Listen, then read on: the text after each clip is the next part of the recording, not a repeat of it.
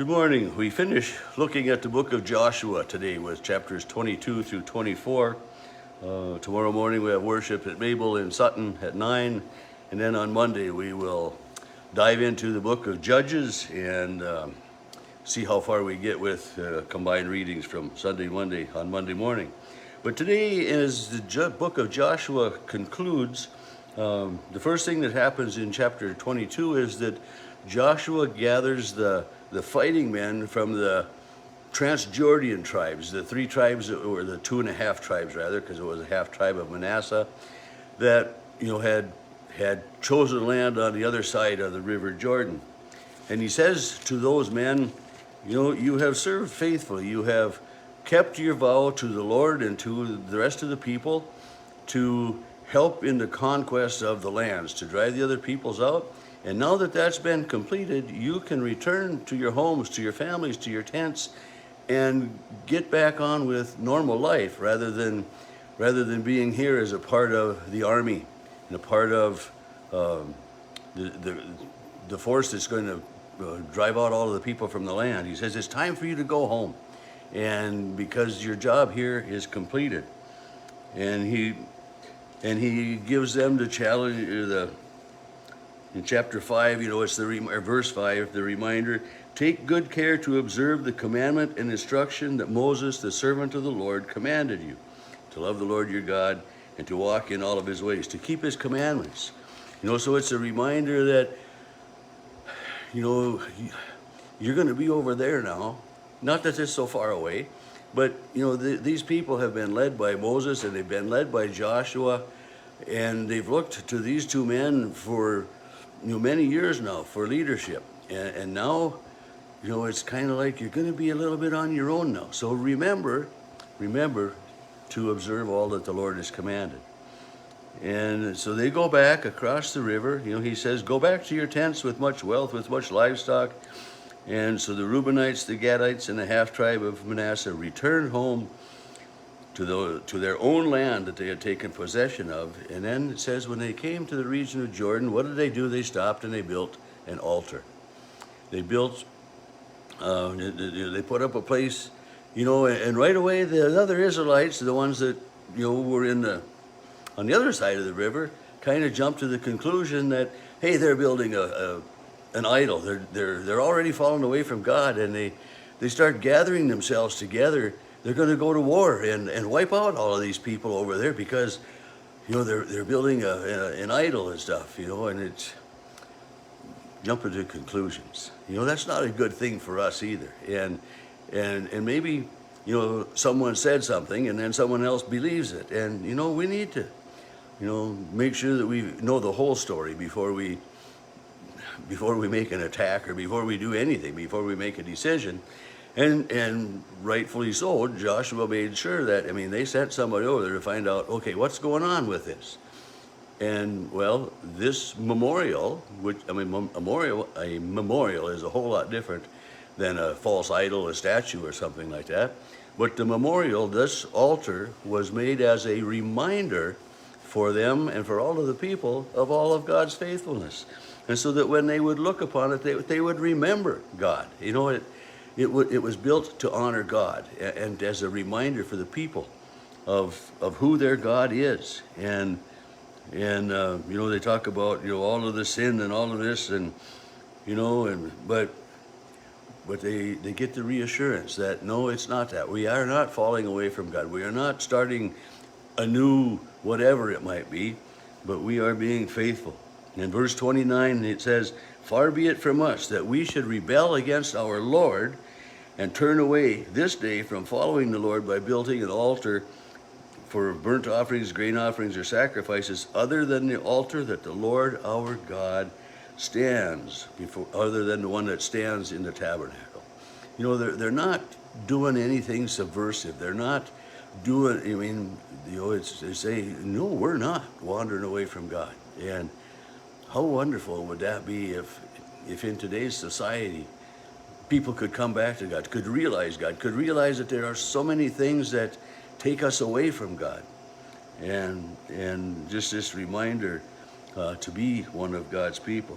And so the priest Phineas and the chiefs who had gone, you know, say, today we know that the Lord is among us because you have not committed this treachery. You have not made an idol. You have not turned away from God.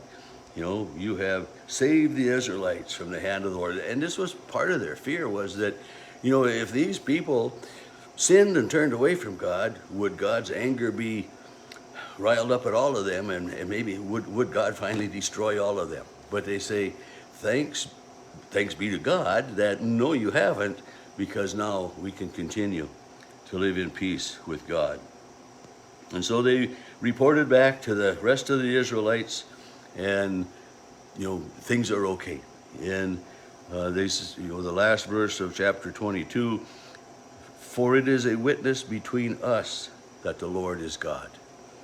You know, and I think that's one of the things that our Bible is, one of the things that hopefully our churches, our church buildings stand for, remind people that the Lord is our God. I mean, we have these buildings, you know, and we don't worship the building, although, you know, some people almost do. You know, well, man, you know, but the reality is that the building is a reminder for us that the Lord is our God, and we gather there together to worship the Lord who is our God.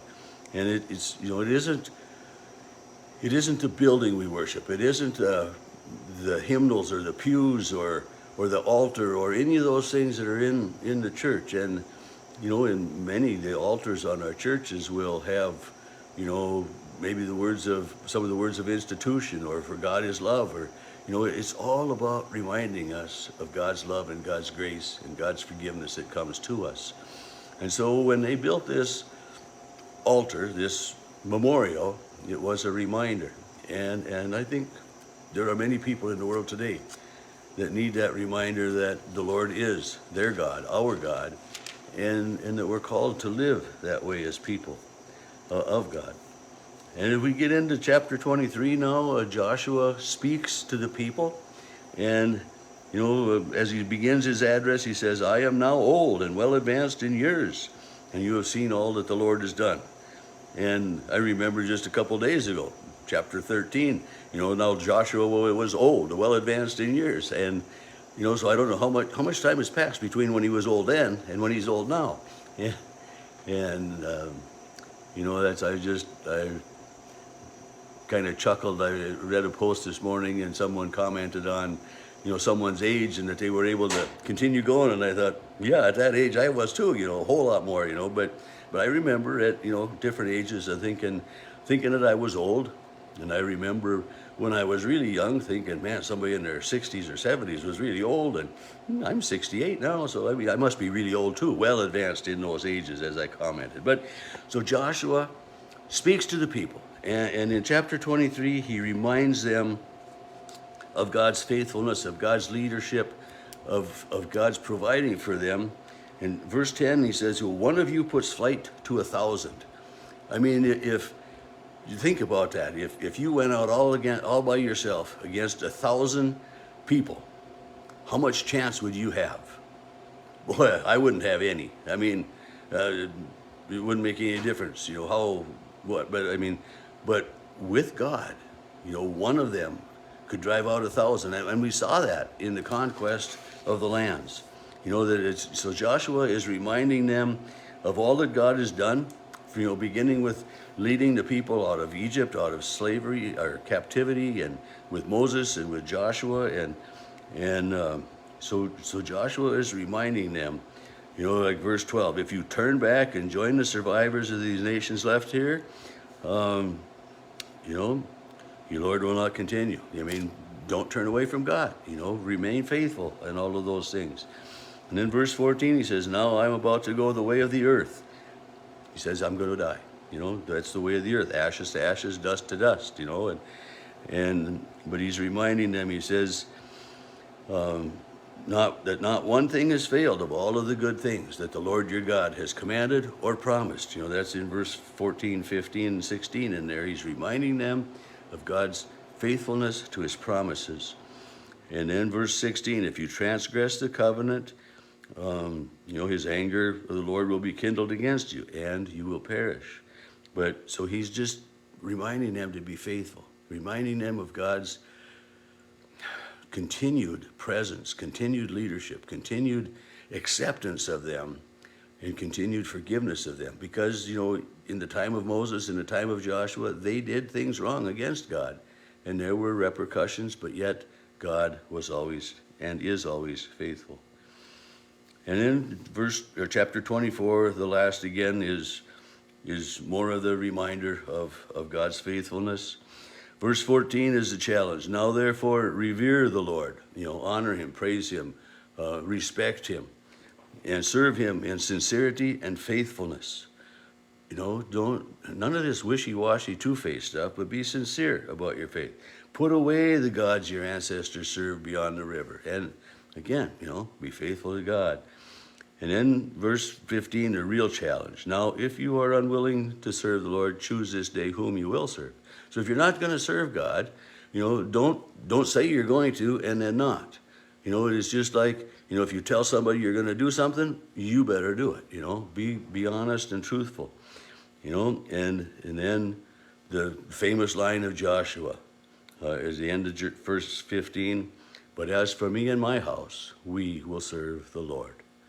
And I would like to say that would be my motto as well. As for me and my house, we will serve the Lord. And I think all of us as parents, we bring our children to church to have them baptized. We bring them to Sunday school. Some of us are Sunday school teachers, confirmation teachers, leaders in the congregation, bringing our families up so that they will know the Lord, so that they can indeed serve the Lord. As for me and my house, we will serve the Lord. This is what Joshua says about himself for sure. And then the people all respond with that. And verse 24, the people say to Joshua, the Lord our God, we will serve and we will obey. And, so this is their promise, to be faithful to God. And then it goes on, it says when Joshua was 110 years old when he died and was buried. And then we finally find the promise of the fulfillment to Joseph, of his sons who had promised to return his bones to be buried in his homeland. In verse 32, the bones of Joseph, which the Israelites had brought from Egypt, were buried. And think about that these people were faithful to the promise to their dad, to their grandpa, and that they did all of that as well. And then the very final thing is that Eleazar, the priest under Joshua, died as well and was buried. So Joshua is one of the parts of the history of the conquest of the promised land, and the reminder to be faithful to God, and that we need to choose who we will serve, choose what is important in our lives. You are important to God. We know that because Jesus came for you and for me.